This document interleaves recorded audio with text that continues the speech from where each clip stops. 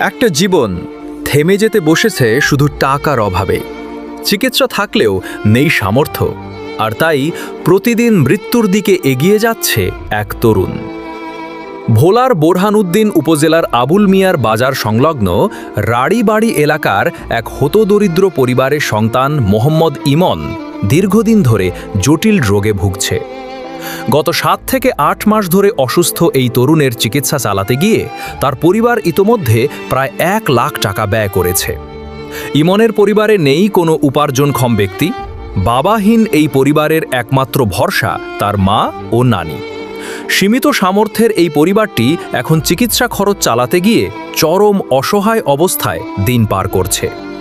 পরিবার সূত্রে জানা যায়, চিকিৎসকরা ইমনের নিয়মিত চিকিৎসা চালিয়ে যেতে পরামর্শ দিয়েছেন, কিন্তু অর্থের অভাবে সেই চিকিৎসা এখন প্রায় বন্ধ হওয়ার উপক্রম। চিকিৎসা না পেলে যে কোনো সময় বড় ধরনের ঝুঁকির মুখে পড়তে পারে ইমনের জীবন, এমনটাই আশঙ্কা করছেন স্বজনরা।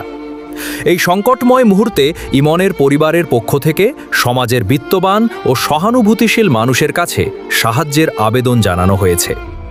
আপনার সামান্য সহযোগিতাও বাঁচাতে পারে একটি প্রাণ। আপনি সাহায্য করতে না পারলেও এই বার্তাটি ছড়িয়ে দিন। হয়তো আপনার একটি শেয়ারই বাঁচাতে পারে ইমনের জীবন। ভোলা থেকে তুহিন ফরাজি, বাংলা নেট এক্সপ্রেস।